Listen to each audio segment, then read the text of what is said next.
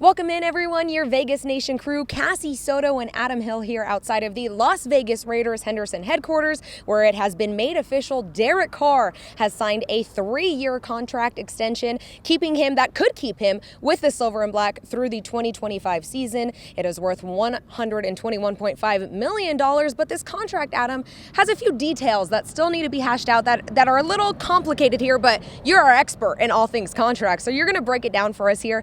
What can you tell us about Derek Carr's contract? So we're still learning a lot of the details that are part of it. I think the important thing on the surface, hey, there is a commitment to Derek Carr. He's going to at least be here this year for sure. Any of the trade talk can kind of be eliminated. He got a new no trade clause as part of this deal. But really, when you start to look at contracts, you have to look further and further into it. Deshaun Watson just set the market with a fully guaranteed contract, and a lot of speculation was, okay, quarterback deals now are going to be guaranteed. And on the surface, not so much here. Derek Carr really just gets the next season guaranteed. That's his only guaranteed money. So a little bit on both sides. I think there was give and take. They talked about that sweet spot going in, and it seems like that sweet spot was a pretty team-friendly deal here for the Raiders. Yeah, you talk about being team-friendly. Derek Carr said it multiple times that in these negotiations, he wanted to make sure that his teammates could get paid. We're still waiting for contracts for Darren Waller, Hunter Renfrow, Foster Moreau even, he brought up. How does this contract help those players make those deals? Well, we'll see. Because first of all, we should point out, he said the same thing last time in 2017, and as he pointed out today, Khalil Mack, his best friend on the team, really couldn't get paid after that, and he was traded away. So, yes, it's team-friendly in the sense that not guaranteed past this year. If those guys do want to do extensions, it really won't have that much to do with his contract. But really, it's another audition year for Derek Carr. That's what it is. They can cut ties with him after the season and move on. As Derek said, look, we're going to play so well on offense. I've got Devontae Adams. I've got Darren Waller. I've got Josh Jacobs. I've got Hunter Renfrow. I've got all these weapons. We're going to play so well. Nobody's going to worry about that. It's just going to be, okay, yeah, of course we're going to run this back. But there is a lot of questions going into the year to say, okay, this really is not a contract that ties you here for a long time. The Raiders could move on from you.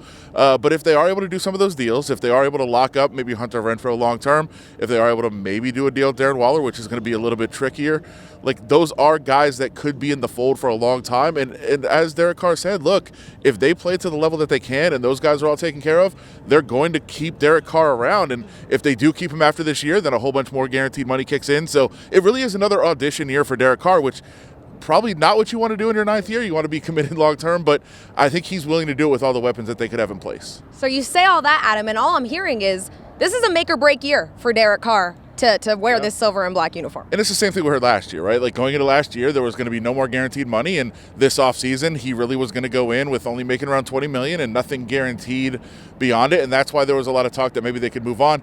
This ends that for now. Like for today, there's no more of that talk. Derek Carr is the quarterback for the Raiders for next season, but it does still open up those possibilities.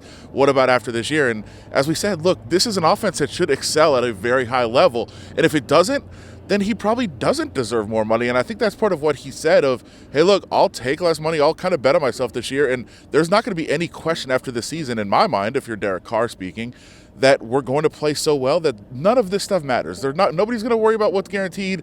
Nobody's going to worry about locking him in for another couple of years.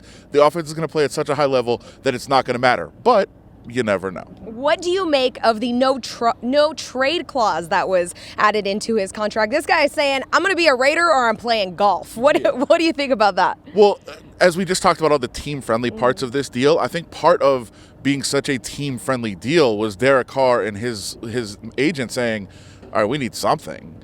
Like, if we're going to take this completely team-friendly deal, give us something that we can go and say, hey, this is a win. The no-trade clause is probably a win. Now, it probably doesn't matter because if they are going to move on from him after the year, they could just cut him. They wouldn't have to worry about trading him.